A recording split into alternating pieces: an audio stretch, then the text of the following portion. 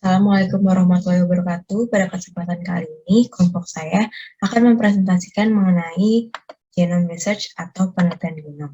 Di sini ada daftar kelompok yaitu Fauzan Hilmi, Bagas Aditya, Raffi Putri, Evan Muhammad, Olivia Jovita, dan Nadifa Mazaya Putri. Selanjutnya terdapat outline dari kelompok kami, yaitu pertama penjelasan general tentang Human Genome Project dan cara mengurutkan genom manusia. Lalu kita akan membahas lebih dalam tentang Human Genome Project. Lalu akan penjelasan tentang penelitian genom dan DNA.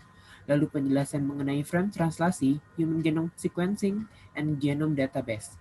Lalu kelima ada penjelasan single nucleotide polymorphism, pseudogen, dan DNA urutan berulang. Yang terakhir terdapat penjelasan tautan, sumber terkait penelitian genom, dan pusat penelitian genom. Halo, saya Evan Muhammad Fariza akan menjelaskan tentang apa itu Human Genome Project dan bagaimana cara mengurutkan genom manusia.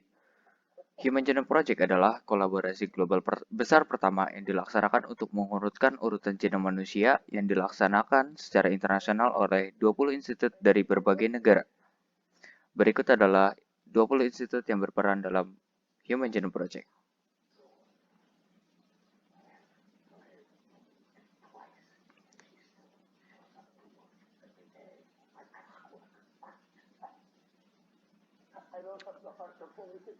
Bagaimana cara genom manusia diurutkan?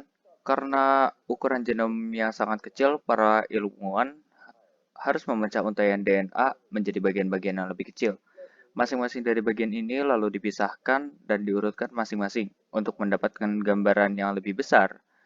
Para peneliti mengkloning pecahan-pecahan ini dan semua memiliki urutan yang sama dari huruf A, T, C, dan G karena cloning, jadi sama. Masing-masing cloningan diurutkan sehingga mendapatkan barisan dari huruf-huruf A, C, T, dan G. Lalu dari semua urutan itu digabungkan menjadi satu agar menjadi urutan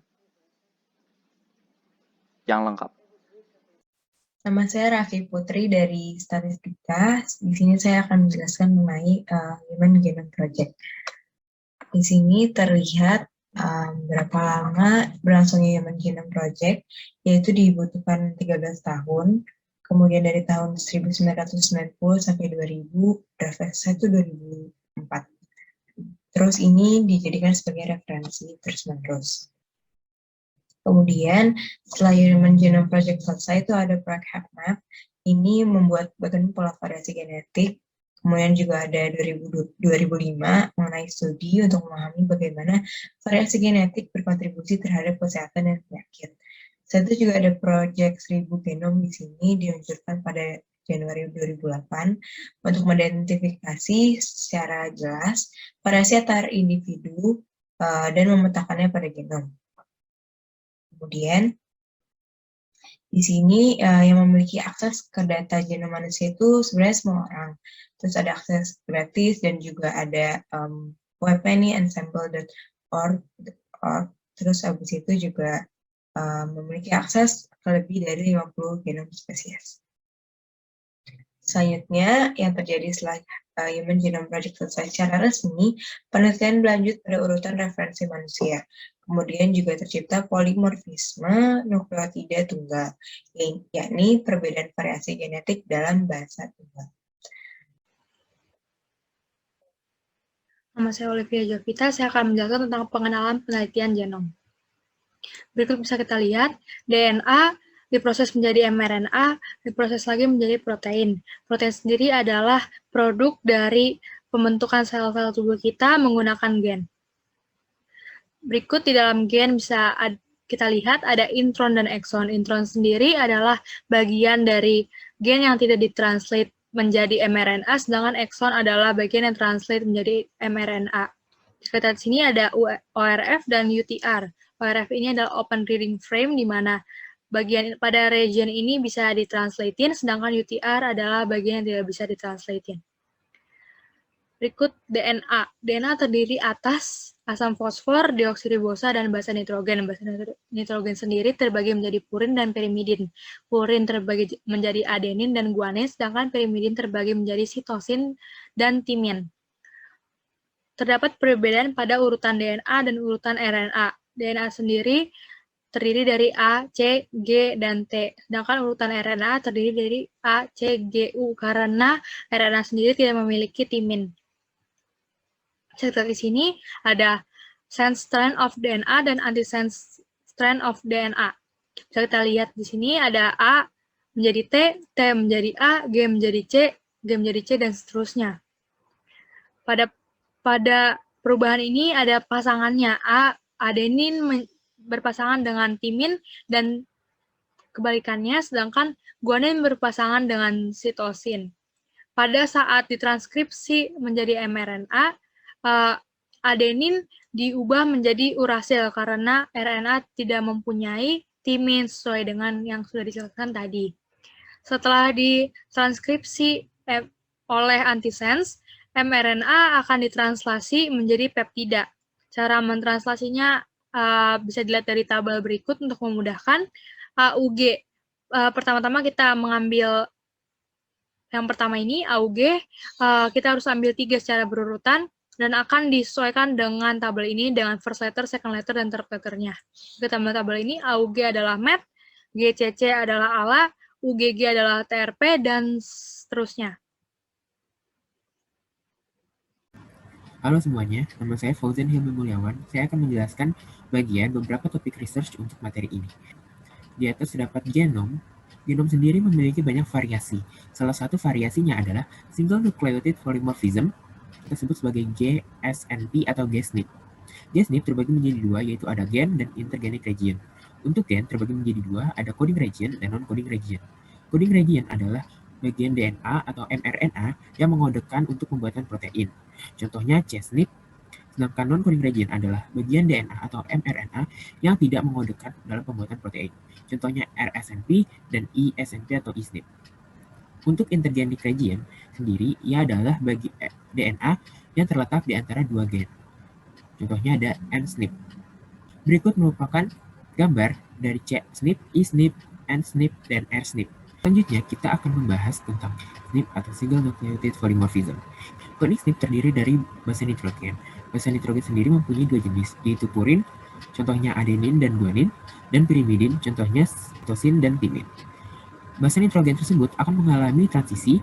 Transisi adalah perubahan basa nitrogen sejenis. Contohnya adalah perubahan basa nitrogen antara purin dengan purin, yaitu adenin ke guanin atau sebaliknya, dan sitosin dengan timin atau sebaliknya. Lalu ada transversi. Transversi adalah perubahan basa nitrogen yang tidak sejenis, seperti purin ke pirimidin.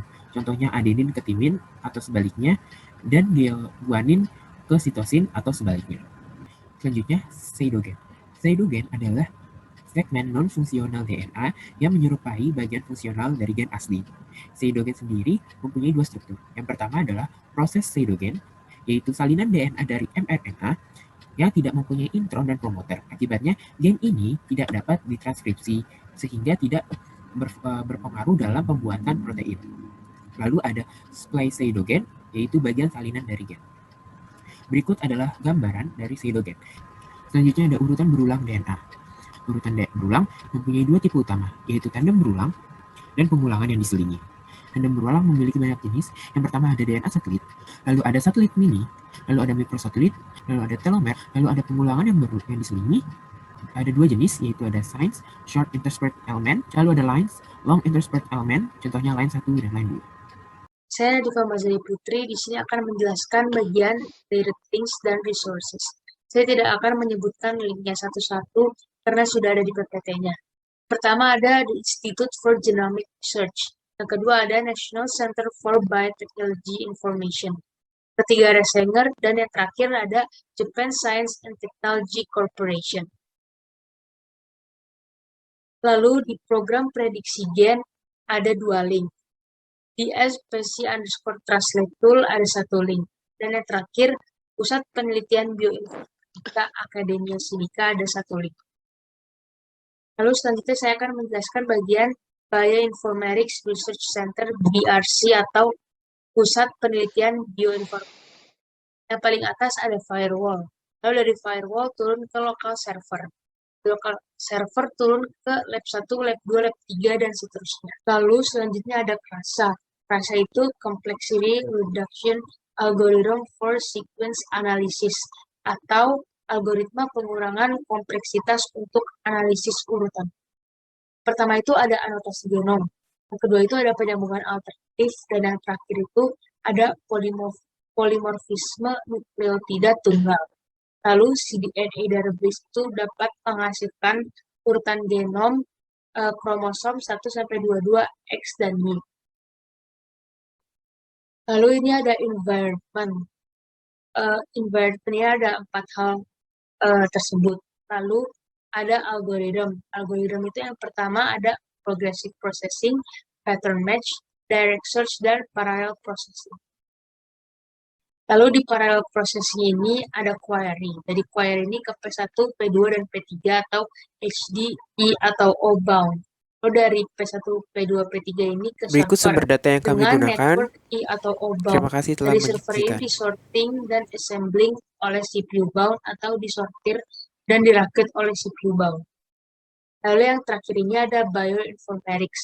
Bioinformatics ini terbentuk karena ada computer science dan biology, gabungan antara computer science dan biology. Kedua hal ini sangat berhubungan. Computer science berhubungan dengan biology dan sebaliknya.